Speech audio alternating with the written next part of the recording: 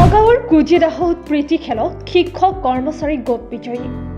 নগাঁও জিলাৰ হাতীচুং মৌজাৰ অন্যতম অগ্ৰণী শিক্ষানুষ্ঠান কুজিগাঁও উচ্চতৰ মাধ্যমিক বিদ্যালয়ৰ খেলপথাৰত শুক্ৰবাৰে শিক্ষক কৰ্মচাৰী তথা ছাত্ৰ একতা সভাৰ সন্মিলিত প্ৰচেষ্টাত কুজিদাহ উচ্চতৰ মাধ্যমিক বিদ্যালয়ৰ জ্যেষ্ঠ শিক্ষক তথা ক্ৰীড়া তত্ত্বাৱধায়ক মৃণাল কান্তি দাসৰ সন্মানাৰ্থে আয়োজিত প্ৰীতি ক্ৰিকেট খেলত কুজিদাহ উচ্চতৰ মাধ্যমিক বিদ্যালয়ৰ শিক্ষক কৰ্মচাৰী গোটে সন্মিলিত ছাত্ৰৰ ক্ৰিকেট দলক 8 উইকেটত পৰাজিত কৰে।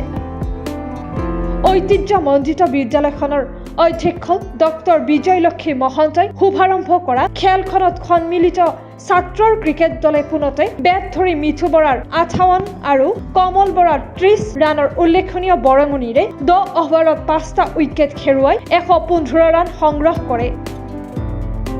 বলিঙত শিক্ষক কৰ্মচাৰী গোটৰ হৈ মৃগেন শৰ্মাই 2টা, পুলিন কুমাৰ বৰা, দীপাংকৰ বৰুৱা আৰু ভাস্কৰদীপ কলিতাই এটাকৈ উইকেট দখল কৰে।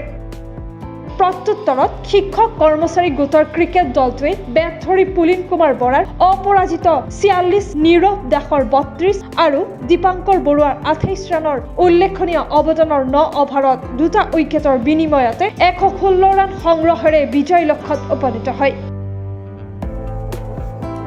জ্যেষ্ঠ বিষয় শিক্ষক ভৱদীপ বৰা আৰু দিগন্ত কুমাৰ নাথ আম্পায়াৰ ৰূপে থকা খেলখনত মিঠু বৰাই প্লেয়াৰ অৱ দ্য মেচৰ বঁটা পায়।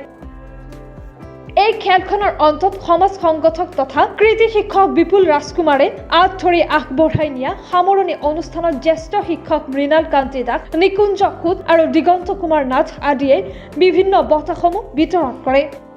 উল্লেখ্য যে কৃতি শিক্ষক মৃণাল কান্তি দাসৰ বিশেষ পদক্ষেপতে বিগত সময়ত কুজিদাহ উচ্চতৰ মাধ্যমিক বিদ্যালয়ৰ ফুটবল দলে দেওকন ট্ৰফি ফুটবল প্ৰতিযোগিতাত চেম্পিয়ন হোৱাৰ লগতে আন বিভিন্ন ক্ৰীড়া প্ৰতিযোগিতাসমূহতো বিদ্যালয়খনৰ ছাত্ৰ ছাত্ৰীসকলে বিশেষ সফলতা লাভ কৰিবলৈ সক্ষম হৈছিল।